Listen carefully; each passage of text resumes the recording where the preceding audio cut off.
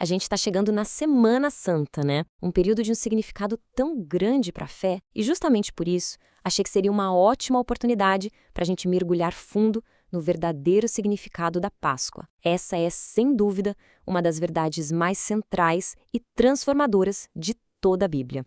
É que, sabe, muitas vezes a Páscoa acaba se resumindo ao feriado, às tradições, mas o seu significado bíblico, nossa, ele revela o coração do plano de Deus para redimir a humanidade.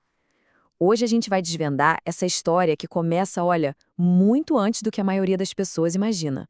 E o nosso ponto de partida é exatamente esta declaração do apóstolo Paulo. Essa frase aqui não é só poesia, sabe? Ela é a chave que destrava o entendimento do evangelho. Cristo é a nossa Páscoa.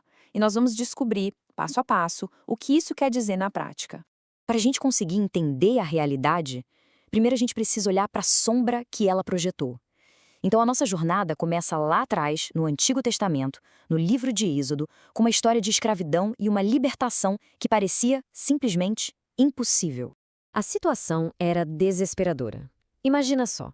O povo de Israel vivia debaixo do peso da escravidão no Egito, completamente impotente. Não havia absolutamente nada que eles pudessem fazer para se salvar. E é bem nesse cenário de total incapacidade humana que Deus revela o seu plano de intervenção. Então Deus anuncia que um juízo vai passar pelo Egito, mas, ao mesmo tempo, ele oferece um caminho de livramento para o seu povo. E as instruções eram muito claras, muito específicas. Cada família deveria pegar um cordeiro perfeito, sem defeito nenhum, sacrificá-lo e passar o sangue nos umbrais das portas. A ordem era simples: fiquem dentro de casa, protegidos por aquele sangue, enquanto o juízo passava do lado de fora. E aqui está o ponto crucial de tudo isso. O que salvou o povo não foi a sua bondade, a sua moralidade ou a sua força. O livramento veio exclusivamente pela fé na provisão de Deus. Uma fé que foi demonstrada pela obediência em aplicar o sangue do cordeiro. Onde havia sangue, havia salvação. Onde não havia, havia juízo. Simples assim. Um princípio eterno estava sendo estabelecido ali. Mas aquela primeira Páscoa, aquele evento histórico lá no Egito, não era o fim da história. De jeito nenhum.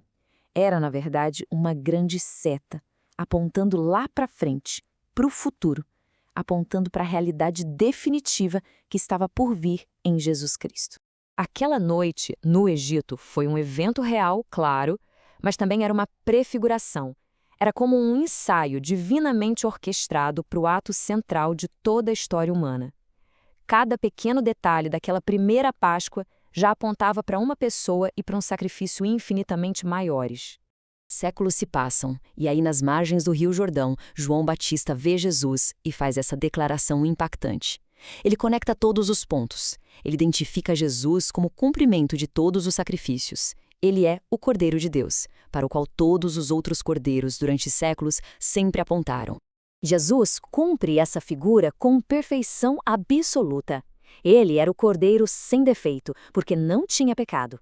Ele foi separado para este propósito, e foi oferecido não apenas para livrar de um juízo temporal, mas para tirar o pecado do mundo, de uma vez por todas, em favor dos pecadores.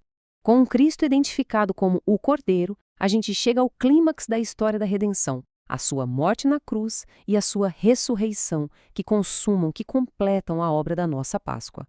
É fundamental entender isso. Na cruz, Cristo não estava morrendo apenas para dar um exemplo de amor.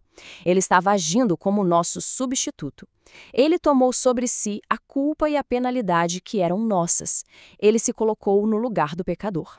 E isso não foi um acidente de percurso, um plano B. Centenas de anos antes, o profeta Isaías já tinha anunciado exatamente isso. O sacrifício de Cristo foi planejado na eternidade para satisfazer a justiça de Deus e, ao mesmo tempo, manifestar a sua imensa graça sobre nós. Mas a história não termina na cruz. No domingo, vem a ressurreição. A ressurreição é o selo de aprovação de Deus, a prova de que o sacrifício foi aceito. A dívida foi paga e a morte foi vencida para sempre. A obra está consumada, a vitória é eterna. Bem, diante de tudo isso, a Páscoa deixa de ser apenas um fato histórico lá do passado e se torna uma verdade que exige uma resposta pessoal de cada um. A questão que ecoa através dos séculos é esta: basta apenas saber dessas coisas? O conhecimento intelectual da história de Jesus é suficiente para a salvação? A resposta da Bíblia é um sonoro e claro não. Assim como lá no Egito não bastava o cordeiro estar morto no quintal, era preciso que cada família pessoalmente aplicasse o sangue na sua porta. Hoje, não basta saber que Cristo morreu. É necessário, pela fé, crer nele. É preciso confiar pessoalmente na sua obra, aplicando, pela fé, o seu sangue sobre a própria vida. E essa fé, quando é genuína, ela transforma.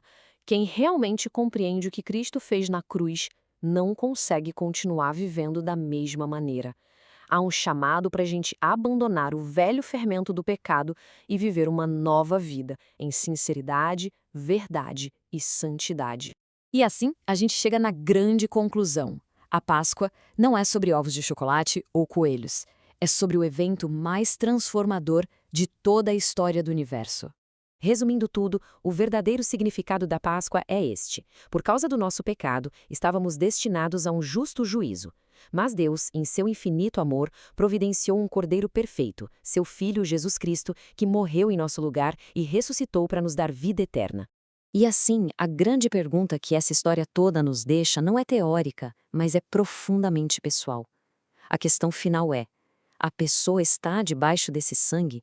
Já se apropriou pela fé do sacrifício de Cristo como sua única esperança? Celebrar a Páscoa é reconhecer esta obra, descansar nela e viver para Ele, porque Cristo é a nossa Páscoa, e isso muda tudo. E aí, esse conteúdo foi relevante? Fez sentido? Se sim, não se esqueça de curtir, de se inscrever aqui no canal e, claro, compartilhar com outras pessoas. Assim essa mensagem tão importante pode alcançar ainda mais gente. Muito obrigado e até a próxima!